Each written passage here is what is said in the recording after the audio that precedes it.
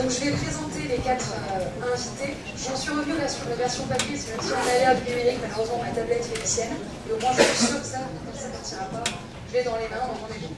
Donc j'accueille tout d'abord Madame Christine Solmon, professeure d'informatique à l'INSA, habilitée à diriger les recherches, membre du laboratoire d'informatique en images et systèmes d'information du CNRS, conférencière, publiée notamment de nombreux articles scientifiques, et est également auteur, notamment d'optimisation par colonie de fourmis, si vous ne savez pas, c'est ça, notamment. Vous fourmillez donc d'activités et de compétences, votre expérience sera donc précieux à la fin de l'activité.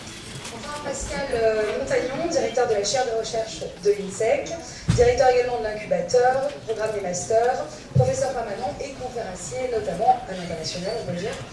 Et donc à noter aussi Pascal Montagnon que vous avez soulevé quand je suis sur les brevets de montagne pour organiser cet événement aujourd'hui. Donc je vous en remercie. Si, c'est vrai.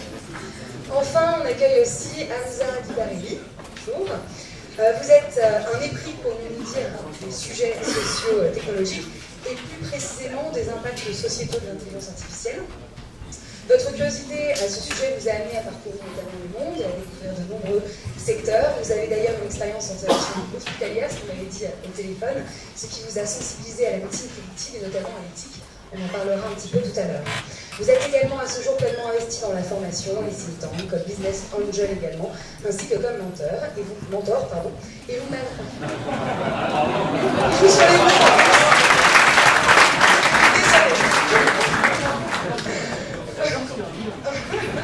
On ne se connaît pas. Alors, vous m'avez par ailleurs fait part de votre volonté d'axer votre propos sur la réflexion éthique et la question de l'usage des techniques et des responsabilités, donc j'y reviendrai par la suite. Enfin, je vous demande d'accueillir donc Gontran Bebet, bien ça, je l'ai bien dit. Vous êtes aujourd'hui directeur analytique Information Management Data Strategist chez Deloitte. Je suis désolée, mais je n'ai pas trouvé la traduction, c'était mieux comme ça. Vous êtes plus précisément un actuaire, alors je traduis quand même, c'est-à-dire un généraliste de la gestion du risque, spécialiste de la gestion des données, de l'impact de ces dernières, sur l'organisation, les processus et les outils informatiques. Vous avez aussi d'ailleurs construit les feuilles de route du métier de data manager, on pourra peut-être aussi y revenir. En bref, eh bien, vous allez pouvoir nous éclairer dans ce brouillard de l'horizon. Voilà, et je vous remercie. Je vous invite donc à répondre peut-être à cette première question. Le titre de la table ronde étant « Quelle réalité pour l'intelligence artificielle dans notre quotidien et quels enjeux économiques et éthiques ?» Je ne vais pas être très originale, mais on va commencer par la première. Quelle réalité pour l'intelligence artificielle dans notre quotidien? Autrement dit, quelle est la place de cette extraordinaire de l'intelligence artificielle dans l'ordinaire de nos vies? Voilà. Je vous invite à commencer parce que moi qui commence, d'accord. Alors effectivement, poser la question comme ça, c'est d'abord ouvrir un spectre qui est très large. Alors dans notre quotidien, mais évidemment, vous avez vu par l'intermédiaire des présentateurs ce matin, des speakers ce matin, que notre premier impact, si je peux dire, notre première rencontre avec l'intelligence artificielle, ce sont avec nos smartphones, puisqu'aujourd'hui on trouve des applications un petit peu partout dans nos smartphones. Et dans notre quotidien, évidemment, si on n'a plus nos smartphones, on est complètement perdu parce que ça nous aide effectivement à améliorer notre façon de fonctionner, on va beaucoup plus vite, alors on utilise différents termes que je ne vais pas utiliser ici, mais en tout cas ça remet en cause notre expérience client, on y reviendra tout à l'heure. Pour autant, on peut se poser la question si finalement cette intelligence artificielle telle qu'on la connaît aujourd'hui nous apporte vraiment une vraie approche positive. Et je ne suis pas certain que globalement on puisse en tirer une conclusion aussi rapide. Je vais avoir plusieurs exemples là-dessus. Et je vais illustrer par un exemple que j'ai connu. Et comme ça c'est beaucoup plus simple avec un exemple beaucoup plus pragmatique. Il y a un an, j'étais à Milan. Je passe devant un magasin de vêtements pour hommes. Bon, ça commence par un H, et le deuxième nom c'est un B, peu importe. Et là, je regarde effectivement un mannequin, un habit, voilà, et je rentre dans le magasin.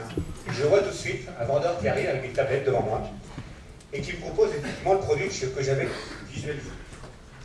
Et je lui dis, comment vous avez su, sans même que j'ai pu faire la moindre demande, comment vous avez su que j'avais regardé, que j'étais intéressé par ce produit. Et il me dit, c'est très simple, regardez bien le mannequin, à la place des yeux, c'est une caméra. Et votre caméra, finalement, on vous a enregistré votre regard, et on a vu qu'est-ce qui vous intéressait en priorité. Donc vous avez regardé, là je vous je ne vais pas vous poser ma vie, mais pensez ça.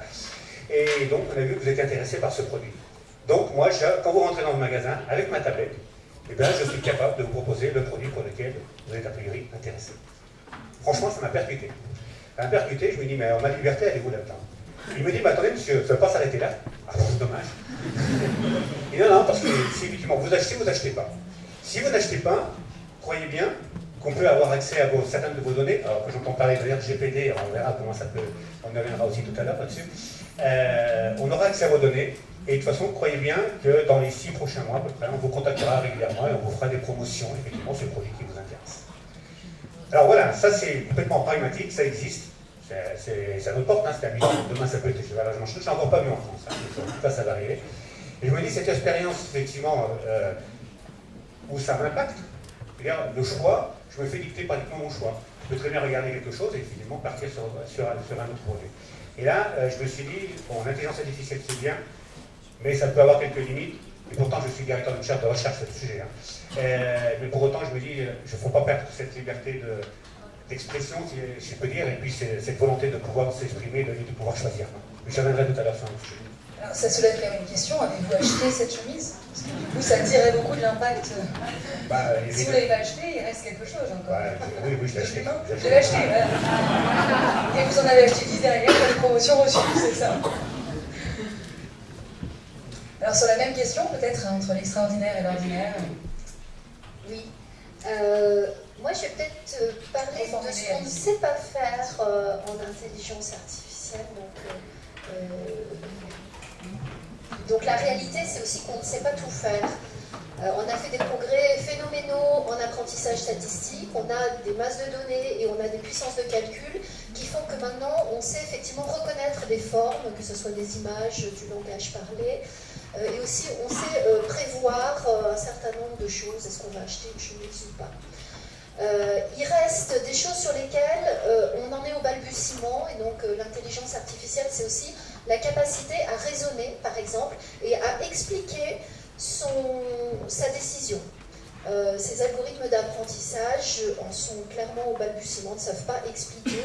Donc si on reprend l'exemple ce matin de la tumeur, les images, détection de cancer, etc. Donc on a des algorithmes qui sont capables statistiquement de dire on va développer un cancer.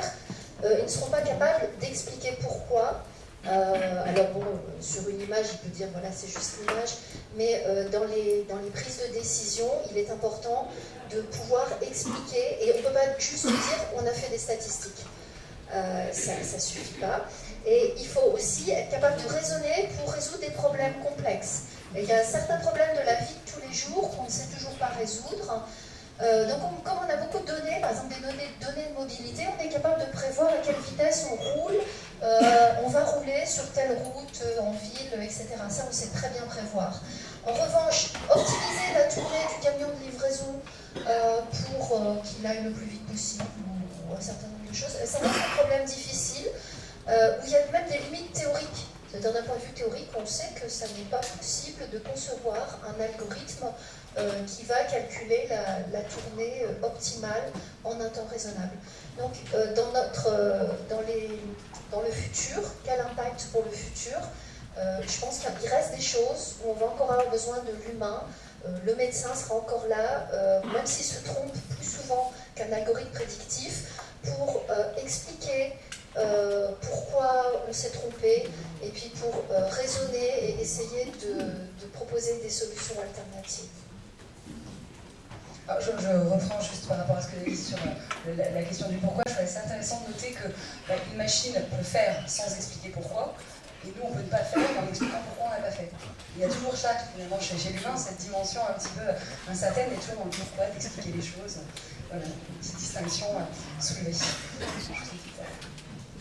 Alors, sur la même question, hein, donc, moi je voudrais revenir à ce qu'est, enfin, ce que certains économistes d'ailleurs pensent qu'est l'intelligence artificielle. Elle associe à une révolution industrielle. Alors certains disent la troisième, d'autres la quatrième. Mais une caractéristique d'une révolution industrielle, c'est qu'il y a une nouvelle énergie. Il y a eu la vapeur, il y a eu à peu près au même moment l'électricité et le pétrole. Là, on serait face à une énergie qui sont les données. que ça produit une révolution industrielle, c'est que de manière assez immédiate, ça transforme la manière de faire les choses. Et donc là, pour revenir à la notion de réalité, aujourd'hui, ce qui se passe avec l'intelligence artificielle, et on a eu de nombreux exemples dans la matinée qui nous ont été donnés, ça modifie la manière dont on va faire les choses. Donc on a parlé d'hommes augmentés, moi je suis consultant, je fais le conseil augmenté, le médecin fera une médecine augmentée. Donc il y a cette notion d'augmentation grâce à l'intelligence artificielle. On en est, ceci dit, aux prémices, et l'autre corollaire de la révolution industrielle, c'est qu'elle génère de nouvelles activités, des choses qu'on ne sait pas encore aujourd'hui, qu'on ne sait pas qu'on en fera demain, et c'est peut-être, ça articulera vers peut-être la deuxième partie de la table ronde, c'est qu'est-ce qui n'existe pas encore aujourd'hui et qui sera fait demain. Je prends juste un exemple d'une industrie qui m'est chère, qui est celle de l'assurance, c'est l'assureur va faire une assurance augmentée avec de nouveaux moyens de le faire, mais qu'est-ce qu'il fera-t-il demain? Comment sera-t-on l'intelligence artificielle demain? Comment la matière assurable va-t-elle se transformer? Ça sera quoi l'assurance auto demain? Est-ce que ça sera une assurance d'algorithmes qui conduisent ou est-ce que ça sera une assurance de conducteurs? On ne sait pas le dire aujourd'hui, mais on voit que la matière assurable va se transformer. Et l'exemple que je prends là pour l'assurance est valable pour toutes les industries, et sans doute avec des industries qui naîtront, dont on ne connaît pas encore la nature aujourd'hui, un petit peu à l'image de ce qui s'est produit avec l'électricité, qui a donné lieu à un foisonnement industriel autour de l'électronique, etc., dont on ne soupçonnait pas l'existence, la possibilité d'existence quelques décennies auparavant. Alors peut-être juste pour rebondir sur la notion de révolution que vous évoquez, il est intéressant de noter, certains disent qu'on est encore dans une révolution, d'autres disent que le paradigme est déjà en train de s'installer. Si je fais juste peut-être une petite distinction que je retiens de Thomas Kuhn, qui nous dit qu'est-ce que c'est qu'une révolution? C'est le moment où deux paradigmes sont l'un et l'autre suspendus, l'un sur l'autre, et c'est une tension entre de l'avant et du nouveau. Et donc le moment révolutionnaire, c'est celui-ci.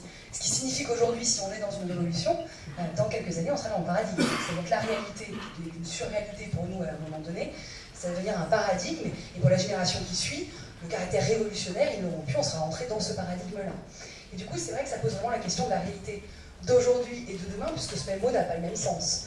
Et donc, si on en revient peut-être à aujourd'hui, concrètement, dans nos pratiques, quand on regarde, moi je suis vraiment un novice du sujet, quand on regarde les voitures, tout ce qui s'est fait, les expérimentations, toutes ces choses-là, concrètement, pour nous contemporains, dans nos réalités, on parlera cet après-midi de la maison intelligente, donc ça on le verra bien concrètement, mais comment ça peut s'incarner aussi peut-être dans nos vies, dans un temps qui est vraiment tout proche et peut-être pas trop lointain, qu'on puisse voir, vous voyez, concrètement. Il y a une notion qui est importante, c'est celle de temps, parce qu'effectivement, à travers les révolutions, ça a souvent pris beaucoup de temps, mais ça prend de moins en moins de temps à chaque révolution, et là, il y a fort à parier que ça aille très vite, que cette bascule s'opère très vite, et donc elle est déjà à l'œuvre. Les exemples sont très nombreux. Enfin, je ne sais pas si on va repasser en revue de tous les cas d'usage, mais il y a un foisonnement absolument phénoménal depuis beaucoup autour du cognitif, mais pas que, mais le cognitif embarque quand même énormément de cas d'usage, avec l'interaction autour des sens, la vision qui est un gros axe de recherche, évidemment ce qui est autour du langage, l'ouïe. Il y a des sens qui restent encore à la marge, comme le toucher, l'olfactif, le goût. Il y a une question qui se pose, est-ce que ces sens seront touchés dans les révolutions cognitives? Et puis, donc, les cas d'usage, je ne vais pas les reciter. Vraiment, je pense qu'on a mis toute une galerie. En revanche, l'autre aspect, et à nouveau ça fait le lien vers le sujet éthique qu'on abordera tout à l'heure aussi, c'est que cette révolution va s'accompagner de réflexions éthiques, et peut-être encore plus dans la mesure où on touche, contrairement, ce n'était pas le cas de l'électricité, ce n'était pas le cas de la vapeur, on touche à quelque chose qui est très humain, qui est l'intelligence finalement, et nos facultés cognitives. Et il y a fort à parier, Stéphane Malin employait le mot de, je crois, claque sur des mots, je sais plus quelle était sa formulation, mais il y a fort à parier qu'il faille faire preuve à la fois d'humilité, mais en même temps de modération dans nos fantasmes, qu'ils soient pessimistes ou au contraire euphoriques, puisque les deux écoles sont présentes au niveau des fantasmes sur l'intelligence artificielle. Alors je dirais là-haut, peut-être que je vais vous poser tout de suite une question peut-être un petit peu plus sur le thème de l'éthique, pour bouger un petit peu sur ça. Il reprend tout simplement une question qui a été posée, c'est le titre, du rapport rendu par la CNIL en 2017, qui est comment permettre à la personne humaine de ne pas perdre la main. Et de rester du coup voilà, acteur vis-à-vis de ça. Comment garder le contrôle? Alors, je vais revenir à quelques fondamentaux. Il ne faut pas oublier une chose dans tout ce qu'on est en train de dire, c'est que l'intelligence artificielle, elle est abondée, nourrie, architecturée, analysée, produite par l'humain. Aujourd'hui, dans la connaissance du cerveau, il faut revenir à notre propre cerveau, on n'est qu'à 10 ou 15% de nos possibilités. C'est en tout cas ce qu'on nous dit. Il y a beaucoup de recherches encore en la matière, qui est parallèle à l'intelligence artificielle, qui, elle, ne fait pas de buzzword aujourd'hui. Notamment, il y a un projet 2020 AFPP, Human Brain Project. Je vous conseille d'aller regarder le site, il est très bien. Je pense qu'il faut revenir à des fondamentaux qui est d'abord de se centrer sur nous-mêmes. Parce que l'intelligence artificielle, c'est ni plus ni moins nos ombres et nos lumières. Donc, à partir de ce constat, j'aimerais dire que le pragmatisme est de bon temps. C'est-à-dire qu'aujourd'hui, et je fais beaucoup de conférences avec du grand public, et notamment les adolescents, on commençait par mes enfants, c'était le premier test. Il y a un pragmatisme certain sur qu'est-ce que c'est, à quoi ça sert, et que suffit-il? Ces trois questions déjà, pour y répondre, il faut passer 10 ans. Donc aujourd'hui, chacun d'entre nous, quand nous utilisons les nouvelles technologies et que nous voyons chaque heure des nouvelles sur des nouveaux développements, on prend peur parce qu'on ne maîtrise pas la chose. Et donc on a l'impression de perdre la main. En fait, on ne perd pas la main. Aujourd'hui, quand on vous dit il y a la voiture autonome, qui ici est rentré dans une voiture autonome? Bon. Merci. Alors, moi, je vais vous poser une question, et ça va être l'identique de ce qui s'est passé en janvier 2018.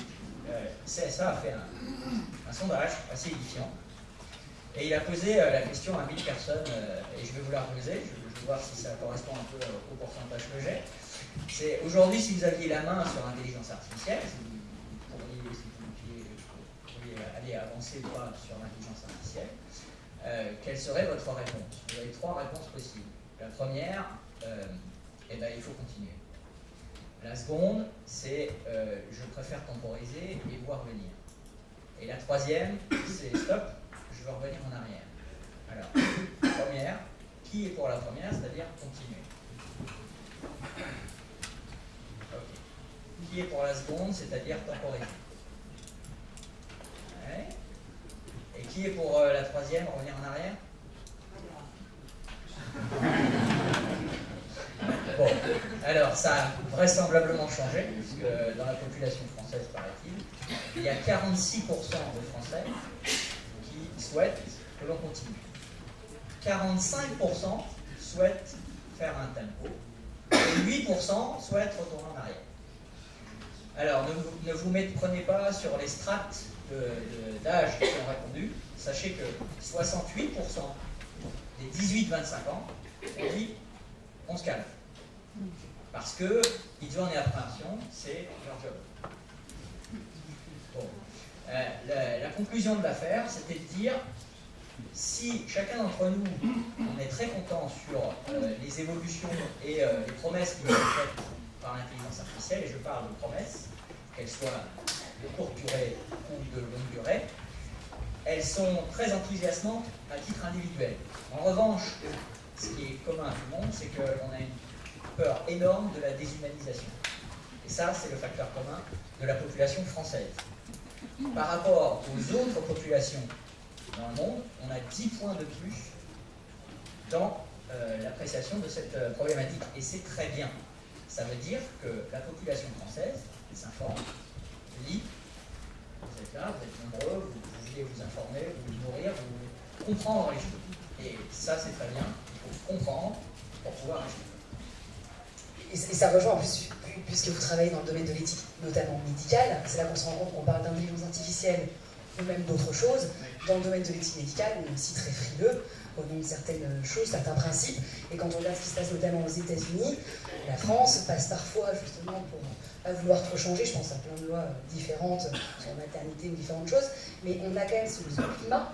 On est plutôt du genre quand même à réfléchir, ou à être prudent et à laisser d'autres avancer, peut-être à explorer et pour pas se prendre en premier. Je ne sais pas, hein, mais je trouve qu'en tout cas ce qui se passe au niveau de l'intelligence artificielle, c'est un petit peu à l'image de ce qui se passe dans l'éthique médicale. Non.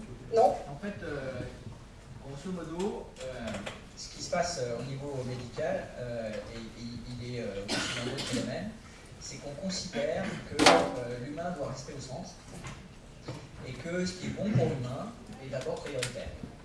Donc les technologies qui sont autour ne sont que des moyens et des outils. Et c'est très vrai. Et c'est vrai pour n'importe quelle application. Et dans la bioéthique, aujourd'hui, on se repose la question de savoir à quel niveau on met les décisions et pour quel type d'acte et pour quel type de personne sur laquelle on intervient. Parce que chacun d'entre nous, si nous faisons face à une maladie, nous allons réagir totalement différemment chacun d'entre nous.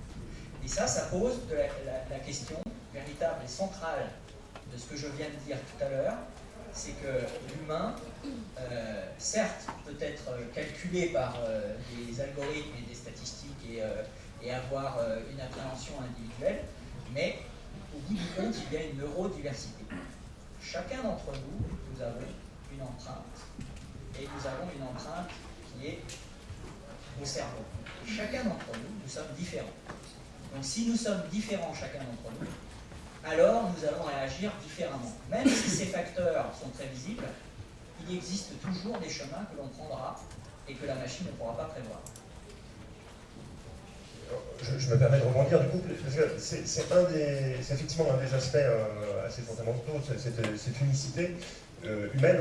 Et l'un des espoirs, pour le coup je me place du côté des... Enfin, je suis plutôt assez plein d'espoir vis-à-vis de l'intelligence artificielle, mais l'un des espoirs c'est justement de pouvoir repositionner les humains dans là où ils sont bons, l'empathie, l'affectif où le caractère individuel est extrêmement fort et déterminant, je dirais, dans les relations humaines qu'on a. Et à contrario, il y a un grand nombre de tâches qui nécessitent des facultés aujourd'hui cognitives et humaines, demain empowerées, comme on dit en anglais, par l'intelligence artificielle. Mais l'intelligence artificielle offrira la possibilité de l'homogénéisation, je pense en particulier à l'homogénéisation du traitement. Quelque chose qui peut être assez insupportable aujourd'hui. Moi, c'est ce que me disent beaucoup de dirigeants. J'ai 40 gestionnaires, je balance 500 dossiers, j'ai pas un dossier qui est annoté, traité de la même manière. Demain, l'une des promesses de l'intelligence artificielle, c'est d'avoir au même moment, j'insiste sur le au même moment parce que l'intelligence artificielle s'entraîne, donc elle évoluera, mais au même moment, d'avoir les 500 dossiers qui seront traités de la même manière.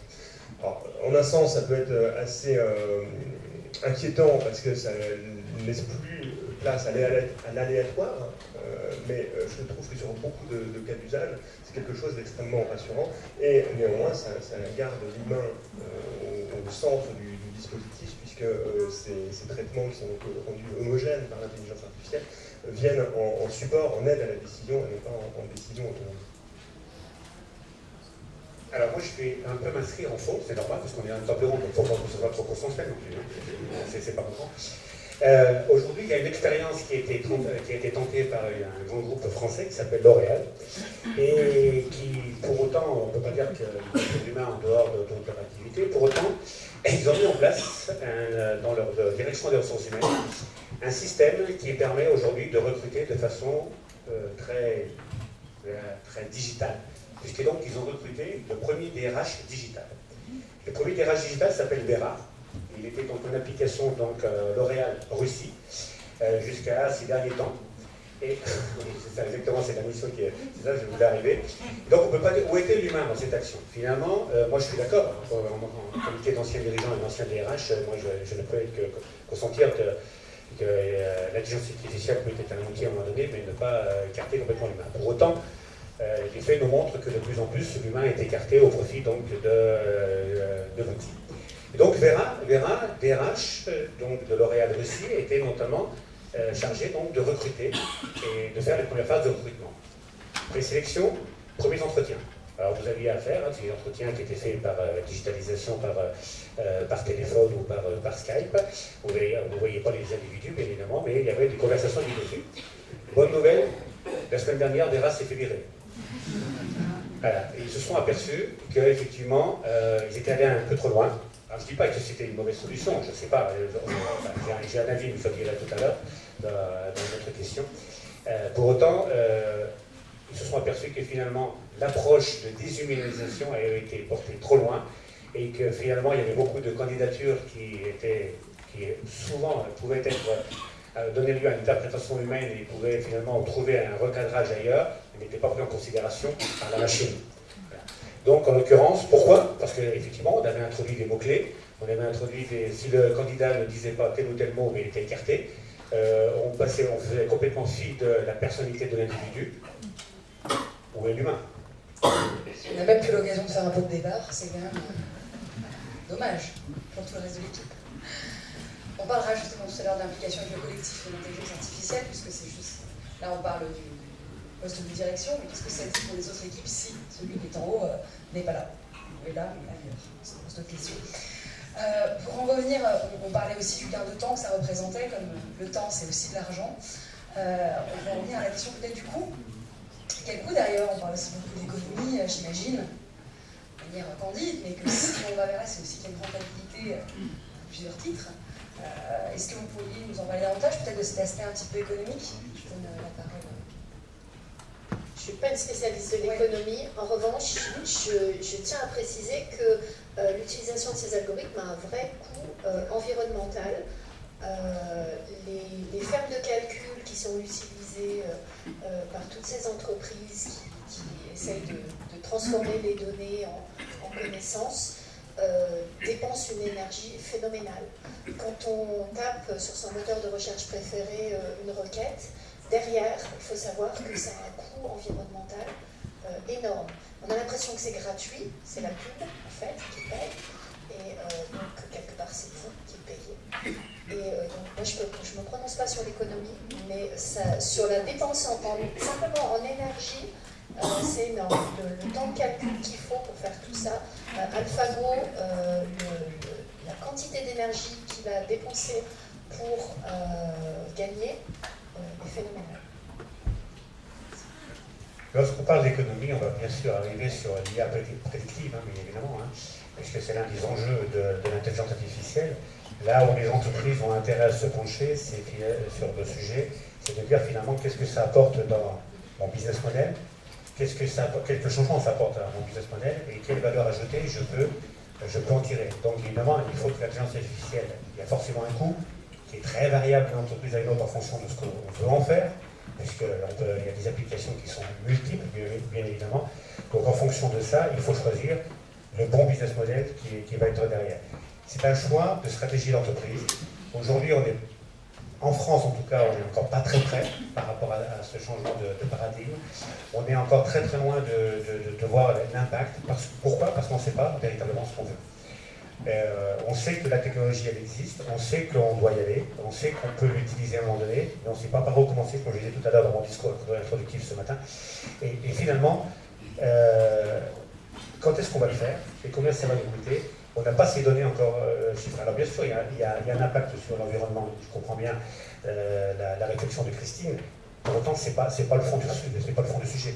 Aujourd'hui, on est sur l'économie pure. Excuse-moi, mais on est sur l'économie pure et aujourd'hui, on est incapable de pouvoir déterminer le payback qu'il pourrait y avoir.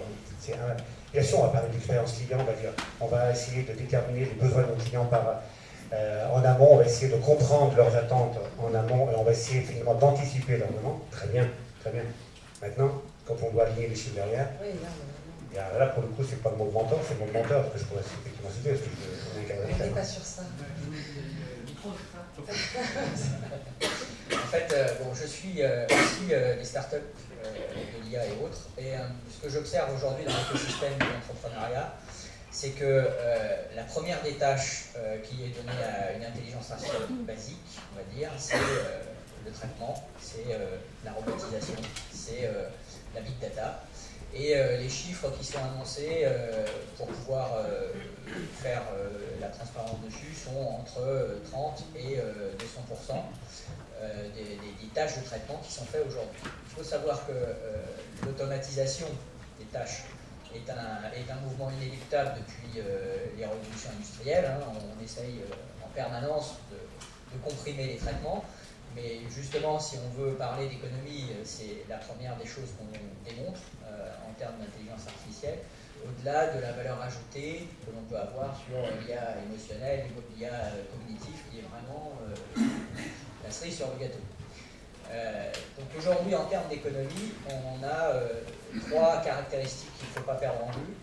La première, c'est que de toute façon, il y a des logiques économiques qui sont faites par des décideurs parce qu'ils veulent générer du bénéfice, et de toute façon, ils y iront. La seconde logique, qui est de dire je veux quand même avoir une efficacité, voire même une efficience dans les process que j'ai, et c'est une opportunité pour moi d'accéder à une technologie qui me permette de le faire, parce que jusqu'à maintenant, je n'en avais pas accès. Et concrètement, je donne un message ici aux patrons de PME et aux dirigeants de PME, et je rebondis sur ce que Stéphane Mallard a dit, c'est un outil qui existe. Si ce n'est pas vous qui le prendrez, ce sera vos concurrents, et il faut de toute façon se pencher sur la question et essayer de voir de quelle manière on peut l'intégrer dans sa politique économique. La troisième donnée, qui n'est pas la moindre, qui est l'appréciation du climat social. Avoir la possibilité de le faire, avoir les gains qui sont donnés et qui sont visibles et qui peuvent être scalés, c'est une chose, mais avoir en face des gens qui ont une maison, des enfants, une vie sociale, même dehors, c'en est une autre. Donc aujourd'hui, sachez qu'il y a des décideurs qui ont décidé de ne pas le faire parce qu'ils considèrent qu'on est dans une période de transition et que ça doit se faire avec un temps qui est celui de l'humain et pas celui de la technologie. Je crois que c'est exactement ça le sujet, hein, c'est cette période de transition. Finalement, pour revenir sur les coûts, le premier des coûts peut-être à analyser, c'est le coût à ne pas faire. Et aujourd'hui, on a parlé de la comparaison avec Internet, je pense qu'on s'est beaucoup... des gens, donc, il y a 20 ans, se sont posé la question du coût à ne pas avoir de site Internet, ou est-ce qu'il faut en faire un. Bon, aujourd'hui, je pense que le débat est tranché. Il faut exister sur Internet. Il y a eu pendant longtemps une bonne raison de ne pas faire. Aujourd'hui, c'est pour le coup un nouveau coût, mais on le fait de toute façon. Ça, c'est le premier aspect. Deuxième aspect, je pense que sur les arguments que tu viens de développer, Elsa, effectivement, il y a un enjeu de valeur qui est extrêmement fort. On vient, alors c'est même avant les révolutions industrielles, hein, c'est depuis l'esclavage, en fait, on raffine le travail humain. Donc au début, ça ne coûtait vraiment rien, on avait des milliers d'esclaves, hein, et puis ça s'est mis à coûter un peu plus cher, donc on a mis des machines, etc. Aujourd'hui, on a des gens qui sont finalement relativement formés et qui effectuent des tâches à valeur ajoutée, qui nécessitent une expertise, mais qui sont des tâches répétitives.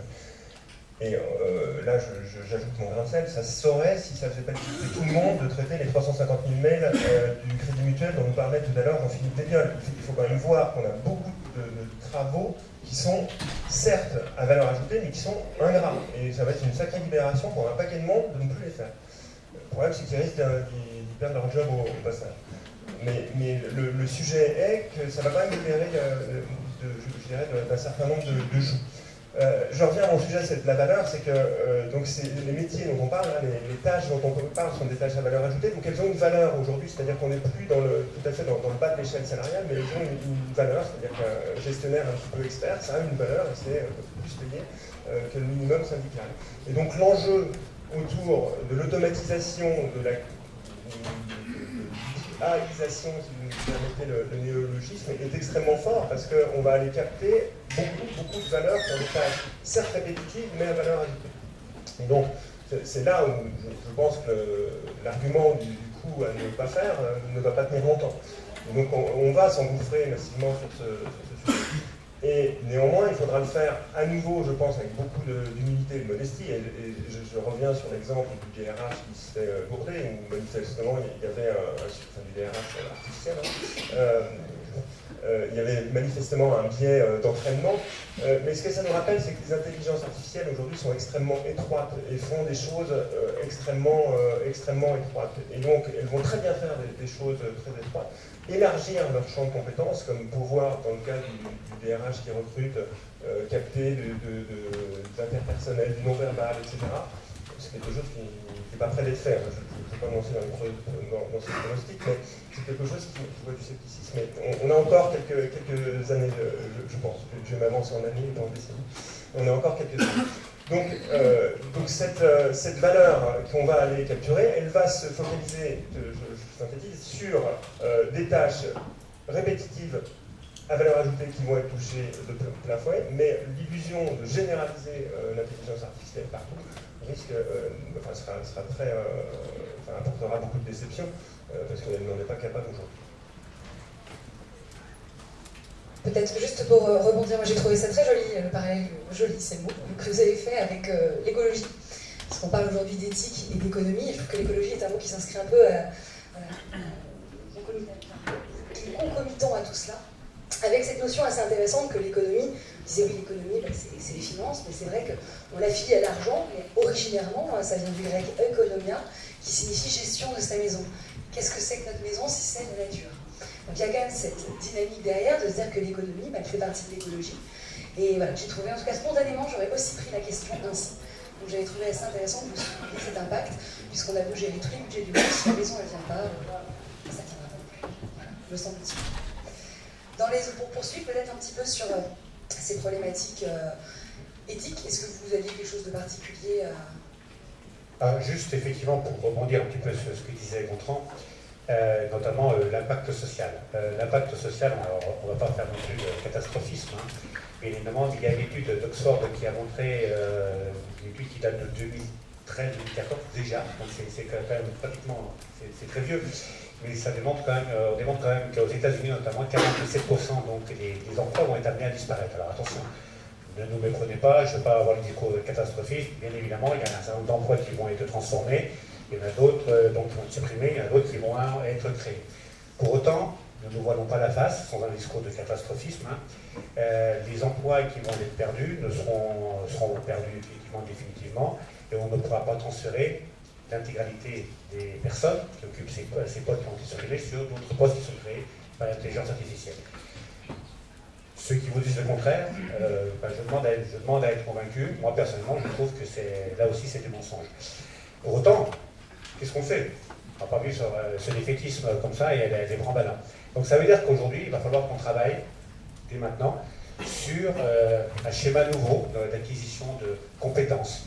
J'aime bien m'en présenter dans mes conférences en disant que la connaissance est accessible aujourd'hui à tout le monde. Tout le monde, vous tous, vous allez sur Internet, etc., vous avez une question, vous trouvez l'information. Pour autant, cette information qui est disponible, qu'est-ce que vous en faites? Vous l'intégrez des fois de façon brutale, vous l'interprétez, vous en faites la vôtre, et puis après vous laissez tomber. Ce qu'il faut que vous soyez en capacité, c'est de pouvoir l'interpréter et de pouvoir la transformer en compétences derrière. Et ça, c'est tout le rôle, effectivement, des écoles de commerce, par exemple comme l'INSEC, entre autres, où on y travaille déjà beaucoup sur le sujet d'ailleurs, et pour effectivement amener des gens à une certaine compétence pour pouvoir garder leur employabilité. Voilà. Alors bien sûr, vous allez me dire, en école de commerce, c'est peut-être pas ceux qui sont le plus menacés. Pas sûr. Je pense que la disruption, elle est à tous les niveaux. Elle n'est pas forcément qu'au niveau de l'ouvrier, de base, tout le monde peut être concerné à un moment donné. Donc là, il y a un vrai enjeu. Il y a un vrai enjeu social, il y a un vrai enjeu éthique, il y a une vraie responsabilité sociale et sociétale qui est derrière.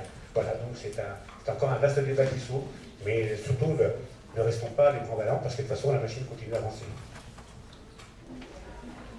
Je rebondis juste sur l'école de commerce qui n'est pas menacée. je redis, moi je suis une scientifique, je ne connais pas bien, mais un métier qui me semble très menacé, c'est le métier de commercial. Hein. Parce que si une intelligence artificielle sait très bien faire quelque chose, et vous le subissez en permanence, c'est de recueillir les données sur ce que vous faites pour vous proposer la chemise. Voilà. Alors là, je dis ça un peu pour provoquer. Évidemment, l'important c'est... On revient à la chemise pour conclure. Moi, je trouve que c'est super. Hein, c'est évident qu'il y a des métiers entiers qui disparaissent et qu'il faut revoir notre relation au travail. Et c'est évident aussi qu'il faut remettre l'humain dans la boucle. C'est-à-dire que le commercial, son métier va changer. Il va aborder les relations humaines. Et plus savoir à qui proposer quelle chose, etc. Mais je pense que les IA s'attaquent au métier du commerce. Peut-être que pour reformuler la question, vous pourriez peut-être y répondre en complétant. Moi, une question qui m'interpelle vraiment et qui me met toujours mal à l'aise quand j'essaie de me dire, par exemple, oui, alors c'est libéré, je pense à Bernard Stiegler qui fait beaucoup de choses, qui réfléchit, qui fait beaucoup de choses sur justement libérer une part de l'emploi, des choses qu'on pourrait remplacer facilement pour libérer une autre forme de travail. Et ça pose cette question, on me renvoie souvent et je ne sais pas quoi faire, c'est me dire, oui d'accord, mais si on libère certaines tâches, on part du principe qu'on pourrait faire d'autres choses, est-ce que tout le monde peut faire autre chose? C'est des questions assez dérangeantes, humainement, éthiquement, qui est de se dire, voilà, est-ce que... Moi je suis convaincue que si je fais de la philosophie, c'est que je pense qu'on a tous un capital en nous à exploiter, mais il y a quand même cette difficulté de se dire, et voilà, est-ce que tout le monde peut faire autre chose que certaines tâches obsolètes? Est-ce que... Voilà. Excellente question. En fait, c'est la clé de la compréhension. Parce que je vais aller un peu plus loin que l'étude d'Oxford, puisqu'il y a eu 2 autres études qui ont été faites récemment, notamment avec France Stratégie. Si vous avez l'occasion de vous plugger sur le site de France Stratégie, il est excellent, sur l'IA. Une dernière étude a été faite, et en fait, on a changé de paradigme d'étude. On ne parle plus de métier, on parle de compétences. Et là, si on regarde la granularité de ce que ça veut dire, c'est-à-dire que au global, il y a eu une étude qui a été faite par un cabinet Atling sur les métiers de la banque, puisque c'est les tout premiers métiers qui ont été menacés par l'IA. Ils ont recensé à peu près 22 000 compétences. Sur ces 22 000 compétences, ils ont recensé à peu près 3 à 4% des compétences qui seraient prises par l'IA. Et dans compétences, il y a 4 volets. Alors, je vais essayer de me garder le nom. La première, c'est les compétences. Les 3 premières sont ce qu'on appelle les hard skills, c'est-à-dire les compétences que vous acquérez aussi bien au niveau académique qu'au niveau professionnel. Et la dernière, c'est le savoir-être. Il faut savoir que le savoir-être, aujourd'hui, est en pleine exploration. On ne connaît pas tout sur le savoir-être. Et ça, c'est en lien avec ce que je disais, c'est qu'on ne connaît que 10% des capacités de notre cerveau. Il y a 90% qui demandent à être explorés, voire même à être augmentés. Et donc, l'homme augmenté, il commence par l'homme d'aujourd'hui. Sans avoir de machine, sans avoir quoi que ce soit. C'est juste du raisonnement, et c'est juste la capacité à vouloir apprendre. Et on l'a tous, parce qu'elle l'a dit. Moi, je voudrais revenir sur un concept qui est important, à mes yeux, c'est que la base de l'évolution humaine, c'est l'éducation. Ce n'est pas parce qu'une IA va savoir mieux que vous allez arrêter d'aller à l'école. On est bien d'accord.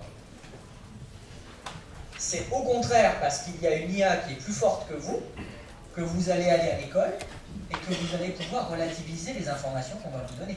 C'est pas parce que vous allez avoir une machine qui va vous dire c'est vert, alors que vous voyez rouge et que vous êtes daltonien, que vous allez acquiescer et que vous allez dire à la machine oui, tu as raison, c'est vert.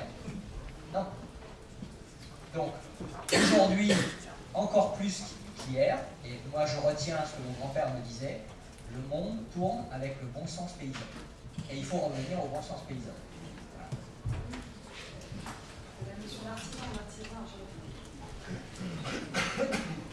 Je m'arrêterai là. On va faire les questions peut-être. Si vous avez des questions. Oui, je vous vois au moins.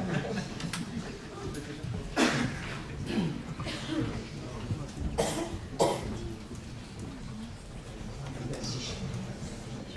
Bon, merci à vous, d'être venu, et puis merci de m'avoir invité.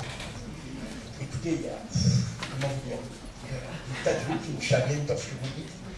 À tel point que j'étais là, je me suis dit, genre, je ne t'endors pas. Ces gens qui disent des trucs super intéressants.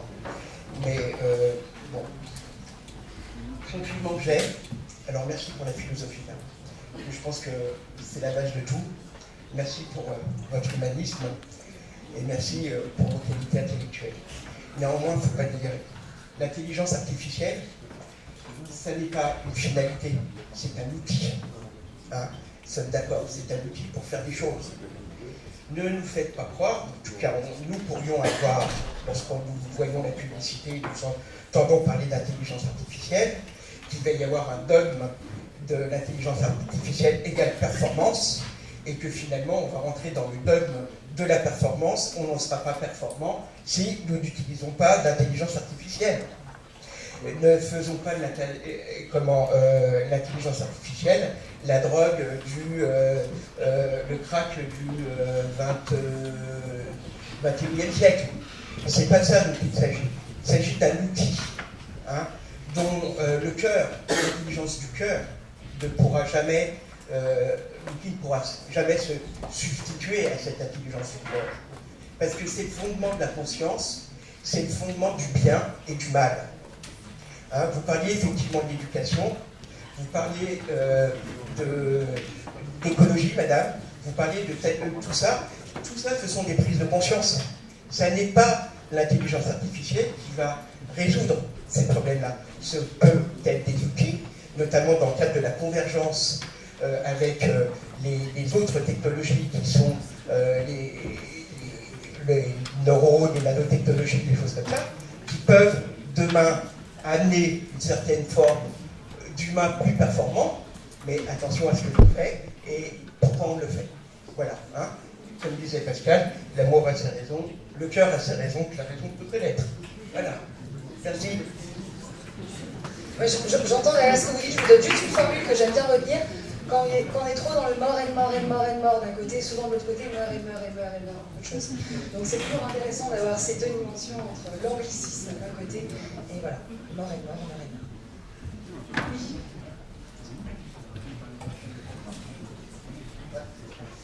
J'aimerais juste rebondir sur quelque chose que vous avez dit concernant la prise de décision. Plutôt dans la matinée, donc on a donné des exemples de AlphaGo ou AlphaZero et la partie l'entend assez. Et donc de cette partie où certains des coups de l'algorithme choquaient tout le monde au point qu'on ne comprenait pas à l'instant T où voulait en venir l'algorithme. Jusqu'à ce que finalement, le déroulement de la partie, là tout le monde fait effectivement, c'était très joli, personne n'y a pensé, etc. Donc, ça soulève un point, vous avez dit, si l'algorithme dit vert, est-ce qu'on doit y aller, ou alors que nous on voit rouge, c'est dans quelle mesure l'algorithme dit vert, nous on n'est pas en mesure de voir où veut en venir l'algorithme, et est-ce que c'est l'algorithme dit vert, est-ce qu'on va prendre le risque de passer à côté de quelque chose, ou alors est-ce qu'on va y aller tout simplement quelle est la limite Je me permets juste vous mettez le doigt sur le point qui fait mal. Ces algorithmes d'intelligence artificielle, il y en a d'autres familles, hein, mais cette famille-là d'algorithmes ne sont pas capables d'expliquer pourquoi ils ont pris une décision. Donc ça a surpris tout le monde, le coup d'AlphaGo, mais on ne peut pas lui demander pourquoi il a fait ça, et il n'est pas capable d'argumenter et d'expliquer. Et c'est là la grande faiblesse de cette famille d'algorithmes qui est de l'apprentissage statistique, et c'est là où l'humain a encore, lui, des billes à mettre en avant, parce que l'humain est capable de raisonner, d'expliquer pourquoi il arrive à une décision. Il est capable aussi de rebondir face à des choses contradictoires et d'arriver à ensuite remettre les choses en ordre, etc. Là où actuellement les algorithmes ne savent pas faire. Donc, je voulais juste préciser ça. Alors, merci d'avoir posé la question. En fait, il y a un expert, encore plus expert que tous ceux qui sont actuellement en place, et je vais le citer, c'est Alan Turing, qui a écrit un livre en 1950 qui s'appelle Mind, qui est la base de l'intelligence artificielle d'aujourd'hui. Qu'est-ce qu'il dit, Alan Turing? D'abord, il dit intelligence artificielle, quand ça a été nommé comme tel, en 1956-57, il a été contre cette dénomination. Pour lui, l'intelligence artificielle devrait s'appeler intelligence numérique. Il y a une très grande différence dans la sémantique. Je vais revenir aussi dans la sémantique, dans l'éthique, hein. Mais je vais d'abord répondre à votre question. En fait, une machine, elle réfléchit comme une machine. Elle est limitée par plusieurs choses. La première, c'est que c'est une intelligence numérique. Et c'est erreur. C'est 0, 1. D'accord? Elle est limitée parce que, et ce que Gontran disait, c'est que l'intelligence artificielle, pour l'instant, est très spécialisée. Donc, elle sait faire très bien une tâche. En revanche, elle ne contextualise pas encore. On essaye de le faire, dans certains cas, mais elle ne contextualise pas comme un homme pourrait le faire. Vous, quand vous prenez une décision, vous regardez les paramètres qui sont en votre possession. Imaginez, on vous enlève les yeux, on vous enlève le nez, on vous enlève la bouche, on vous enlève les oreilles, on vous enlève vos yeux, on vous enlève votre cœur, que vous n'auriez que votre cerveau à 10%. Et combien même on mettrait 110%, ça resterait limité en termes de raisonnement. J'ai répondu? Ouais. Sur la vulnérabilité, on sait aussi les gens qui ont des conditions pour le faire dans les autres. Exactement. Les compensations.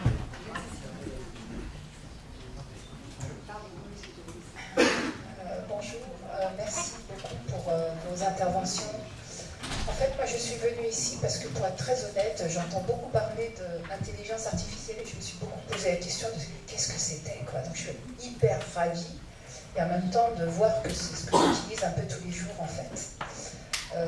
Si je voulais un peu modérer, enfin, moi je suis chercheur de formation et puis j'évolue surtout maintenant dans le secteur des biotechnologies, donc un secteur extrêmement innovant. Où effectivement, ce qu'on recherche tous les jours, c'est des technologies disruptives pour faire que les gens soient en meilleure santé demain.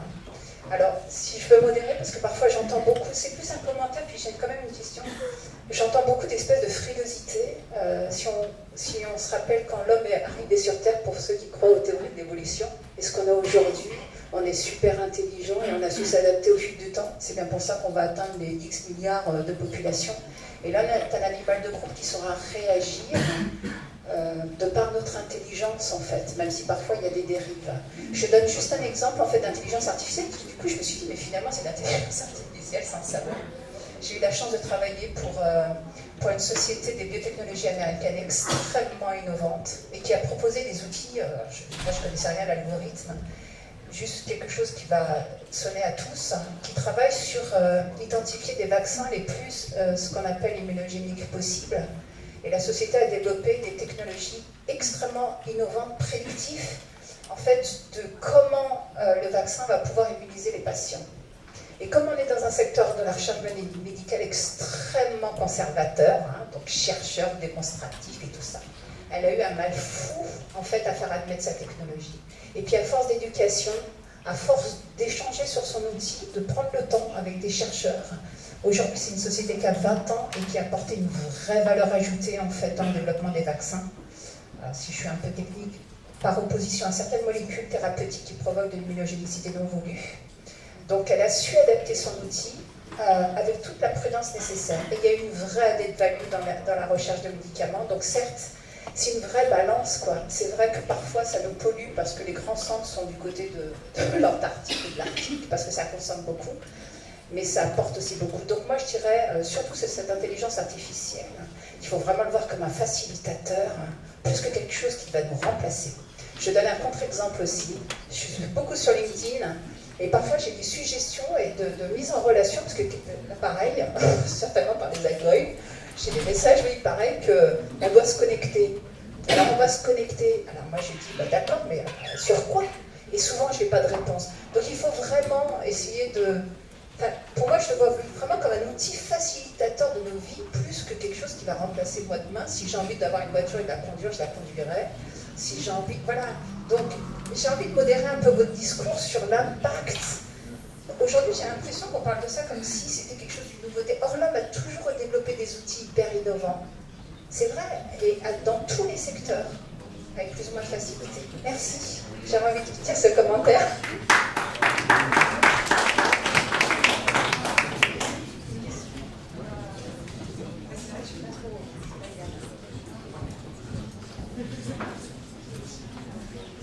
Bonjour messieurs, dames. J'aimerais aborder un point qui est un peu soulevé à vous, mais j'aimerais revenir sur la responsabilité décisionnelle de l'AI.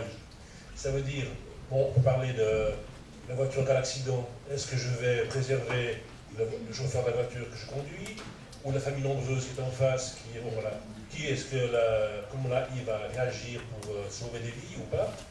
Mais maintenant, j'aimerais aller plus loin.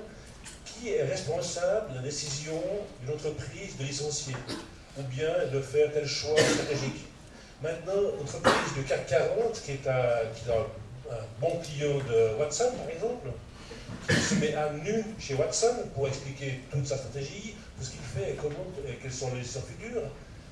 Derrière Watson, qui va décider? Qui est-ce qui va programmer les algorithmes, qui va prendre les bons choix ou pas pour l'avenir? Est-ce que c'est la NSA qui est derrière, qui programme? Est-ce que c'est qui va faire les choix pour l'entreprise CAC 40 ou d'ailleurs, ou l'entreprise chinoise, qui va prendre les choix stratégiques pour savoir? Maintenant, l'AI, on va en fait se mettre à nu devant l'AI sans y réfléchir. Chacun va dire à son smartphone, voilà, je veux bien manger, je veux ceci, cela. Et maintenant, on va se dévoiler complètement et puis ça va avoir un impact colossal sur la vie des personnes et aussi des entreprises. Maintenant, j'aimerais bien que quelqu'un de vous, si vous pouvez réagir à ma question. Merci. Alors, juste pour répondre à votre question qui est fort intéressante, c'est un vrai sujet d'actualité, finalement, que pas mal de chercheurs réfléchissent.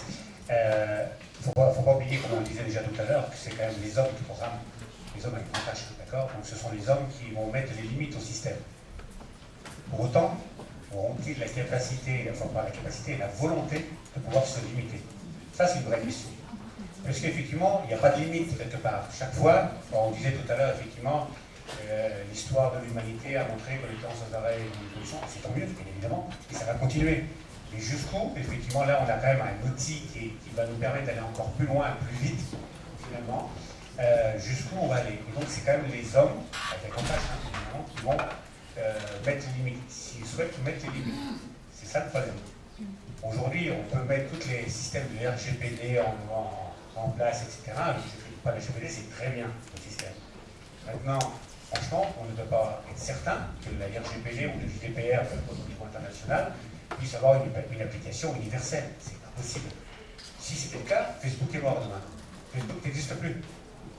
Parce que Facebook, aujourd'hui, mais Facebook, aujourd'hui, fait quand même son marché avec vos données. Si demain, ils n'ont plus accès à vos données, imaginons que demain, je ne sais pas si vous avez un compte Facebook ici, vous bloquez vos données et ne vous autorisez pas effectivement que vos données soient commercialisées. Facebook, c'est fini. Voilà, c'est juste un exemple basique, d'accord? Juste 5 secondes. Tu dis c'est l'humain qui programme la décision finale, enfin il y a l'humain dans la boucle. Mais la grosse différence, c'est que cette prise de décision, quand on est dans une voiture entre écraser un chat ou une femme enceinte, on a une fraction de seconde pour prendre une décision et personne ne pourra nous reprocher d'avoir pris la mauvaise décision parce qu'on dira j'ai réagi. L'humain qui va programmer la conduite automobile, lui, il a autant de temps qu'il veut pour choisir la règle qu'il faudra appliquer quand il faudra choisir entre 2 enfants ou un homme de 40 ans, lequel des deux il vaut mieux écraser. Alors moi je vais vous répondre parce que ce cas-là a été évoqué dans le groupe de travail, l'équitage de travail. Je travaille avec monsieur le professeur Ganassia de l'IA sur l'impact sur la société. Et en fait on a posé la question aux assureurs. Et les assureurs sont pragmatiques. Ils ont sorti 3 orientations basées passer sur 3 problèmes différents. Sur la voiture autonome, c'est clair que la responsabilité, elle est directement liée à la notion de propriété. Qui est propriétaire de la voiture autonome? Et c'est à partir de là que les assureurs iront voir le propriétaire pour se faire rembourser les dommages et voir mettre en place un audit pour voir qu'est-ce qui s'est passé et contextualiser la problématique pour essayer de l'améliorer. Aujourd'hui, les institutions civiles restent pragmatiques et aujourd'hui on ne peut pas légiférer sur des cas qui ne sont pas apparus. En revanche, quand un cas apparaît, c'est à ce moment-là qu'on peut réagir et essayer de mettre en place des dispositifs. Donc, répondre à toutes les questions, c'est pas possible.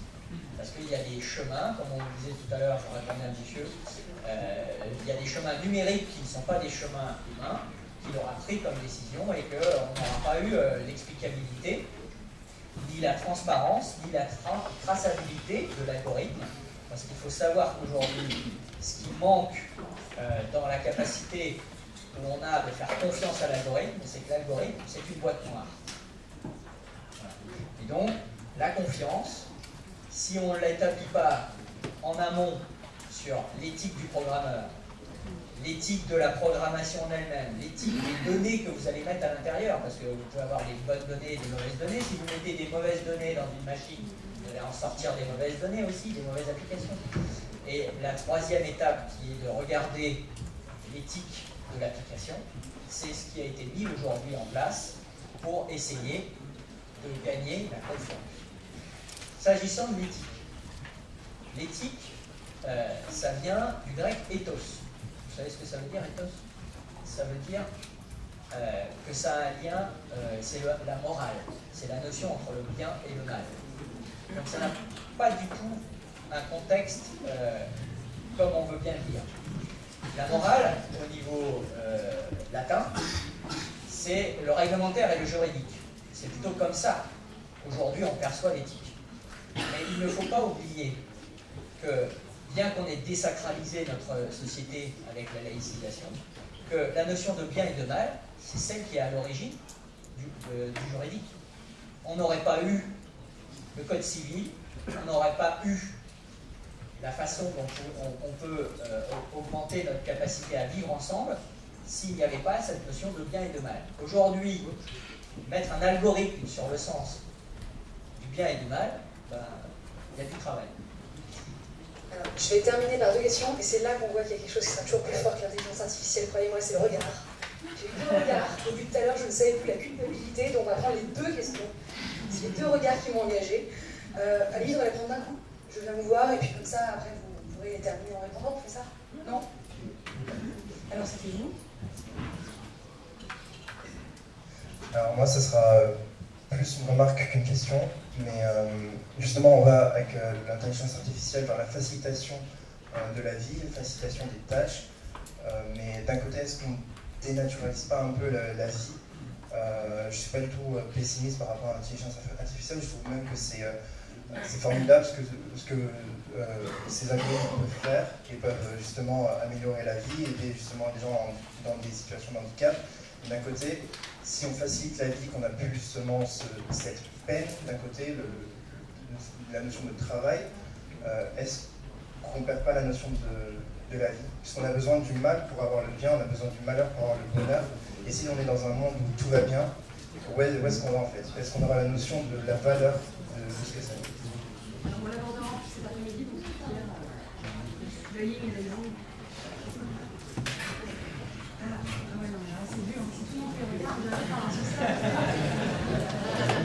Juste très rapidement, en fait, là on a parlé beaucoup on a mentionné simplement l'explicabilité des algorithmes, on a mentionné la question de ce qu'ils sont en mesure de produire, de comment réagir à ce qu'ils peuvent produire. Il y a quelque chose qui a été complètement passé sous silence, ou quasiment, en fait, ce sont les données d'entraînement. Parce qu'effectivement, il y a des données qui sont bonnes, il y a des données qui sont mauvaises. En fait, tout dépend du but qu'on recherche. Certaines sont bonnes pour certains buts, d'autres sont mauvaises. Par contre, fondamentalement, ce sont tous des données. Et en tant que données, c'est-à-dire qu'elles ont toutes été captées. Et fondamentalement, ça rejoint la question précédente, c'est pour ça que je vais prendre le micro, c'est qu'en fait, moi, ce matin, pour venir, par exemple, j'ai fait à peu près une centaine de kilomètres en voiture. Je ne sais pas si d'autres que vous l'ont fait. Si je vous dis 100 km en voiture, vous avez une idée à peu près de ce que ça représente en termes de temps, en termes etc. Il y a quelque chose que vous ne pouvez pas savoir, c'est l'expérience subjective qu'ont été ces kilomètres. Et la question qu'on peut poser si on commence à parler d'éthique, c'est quid de la réduction de l'expérience subjective à une métrique, parce que tout n'est pas mesurable, tout simplement, et quid également en retour de la structuration des expériences intersubjectives par les données qui sont captées, lesquelles sont incomplètes. Et moi, ça me fait vraiment penser à la rationalité instrumentale, la question du réductionnisme qui va avec, donc je pense que c'est pas lié. Voilà, je pense que ça c'est un point qui est très important, parce que si on se retrouve à converger finalement sur les choses qu'on mesure, ça cause un biais finalement de population qui est très important, et ça rejoint ce que tu disais Hamza sur la question de l'humanité qui se doit de déborder en quelque sorte. La question c'est dans quelle mesure ça va pouvoir continuer à le faire. Voilà, je fais pas plus long. Si on ne l'a pas abordé, c'est que ça fait l'objet d'un des points qui sera abordé cet après-midi. Je termine avec la dernière question. On s'en sort bien.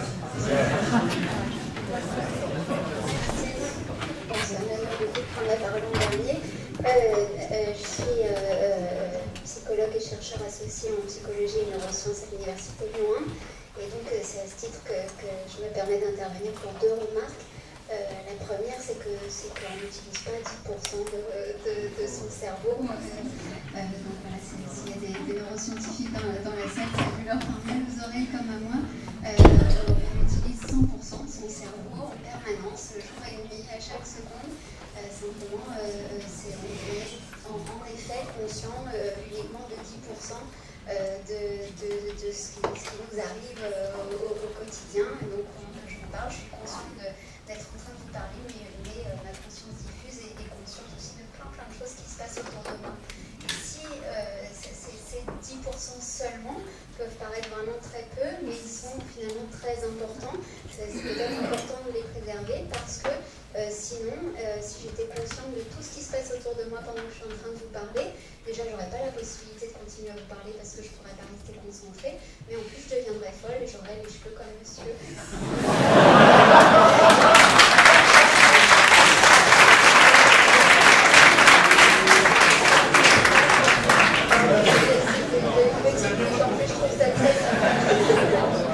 Et par ailleurs, une deuxième remarque qui m'amène à encore un petit plaidoyer, merci de nous en avoir fourni, ça concerne la prédictibilité, vous avez compris, de l'homme, le fait qu'il soit prédictible. Et en fait, tout comme l'intelligence artificielle, on en est vraiment au balbutiement des recherches sur le cerveau et en neurosciences. Et on sait qu'à un moment, hélas, on manque beaucoup d'humilité, nous les hommes, en croyant qu'il n'y a que nous dans l'univers qui ne pouvons pas rentrer dans des cases. Tout dans l'univers répond à des lois, à des normes, et il y a des millions de chercheurs qui sont là en train de chercher ces normes, ces règles de l'infiniment petit, de l'infiniment grand. Et puis nous, on arrive tout qu'on peut en disant, voilà, le facteur humain, alors nous, c'est vraiment non prédictible. Et c'est pas vrai, bien sûr qu'aujourd'hui on n'est pas totalement prédictible parce que on n'en sait pas encore assez sur le cerveau, mais on le sera un jour et on sera capable de créer des algorithmes prédicteurs probablement. Mais moi je suis pas mathématicienne, mais j'imagine que c'est un algorithme ultra compliqué où on intègre un nombre de données presque infini. Mais on est prédictible et on le saura. Et là où en effet on peut faire la différence, je rejoins ce qui a été dit, et c'est vrai que ce que j'ajoute là ne change pas le côté très intéressant de votre propos, c'est qu'on fera la différence par l'empathie, la créativité, mais pas parce que c'est pas prédictible, parce que c'est une spécificité humaine. Alors c'est moi qui l'ai dit.